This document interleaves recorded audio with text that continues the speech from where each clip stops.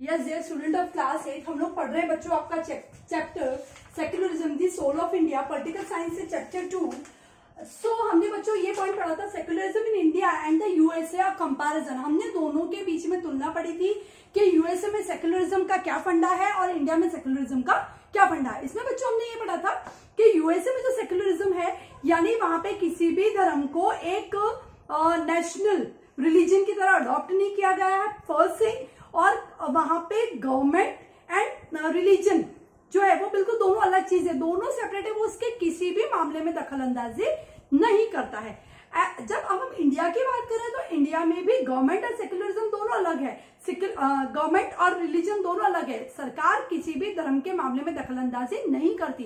भारत के हर एक नागरिक को आजादी है कि वो अपनी इच्छा से कोई भी धर्म अडॉप्ट कर सकता है, चाहे तो अपना धर्म परिवर्तन कर सकता है, किसी भी रिलीजन को फॉलो कर सकता है, ठीक है, अपनी जो भी कल्चर है उसके साथ जी सकता है।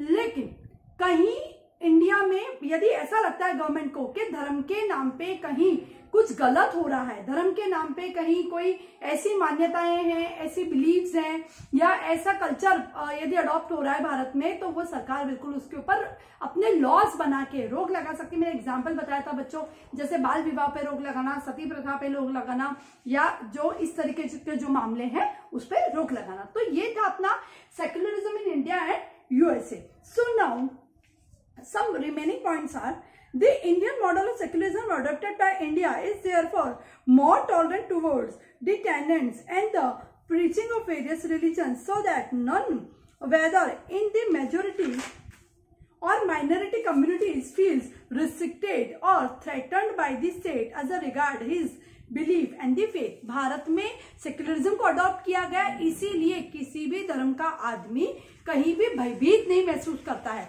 उसको चाहे वो अपना धर्म कैसे भी अडॉप्ट करना चाहता हो, अपनी मान्यताओं के साथ जीना चाहता हो, तो कहीं भी किसी भी माइनॉरिटी मेजोरिटी किसी पे, यानी कहीं भी ऐसा नहीं है बच्चों कि मेजोरिटी जो है वो माइनॉरिटी पे हावी है, ऐसा कहीं भी नहीं है। सबको पूर्णतः आजादी है। Yes, as a part of governance, the state has always striven to prevent the malpractices, superstition and the anti-social activities. लेकिन as a part of governance, लेकिन देश का संचालन का एक हिस्सा है। क्या क्या है, सरकार किस पर रोक लगाती? मेल प्रैक्टिसेस, यानी ऐसी कुछ जो बिलीव्स, ऐसी कुछ मान्यताएं जो समाज के हित में नहीं है, उन पे रोक लगाना। सुपरस्टिशंस, अंधविश्वास, उस पर रोक लगाना। एंटी सोशल एक्टिविटीज, और ऐसे क्रियाकलाप जो कि समाज के हित में नहीं हो, ऐसे क्रियाकलापों पे सरकार बिल्कुल रोक लगा सकती है।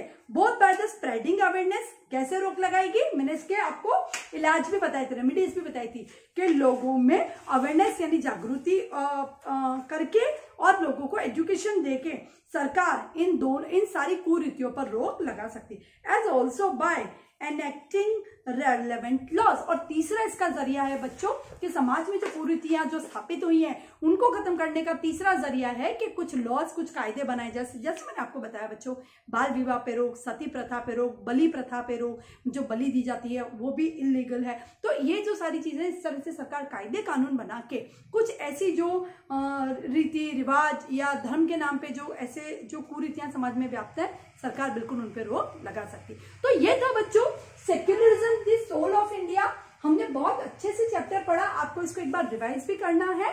So go through it. Thank you very much.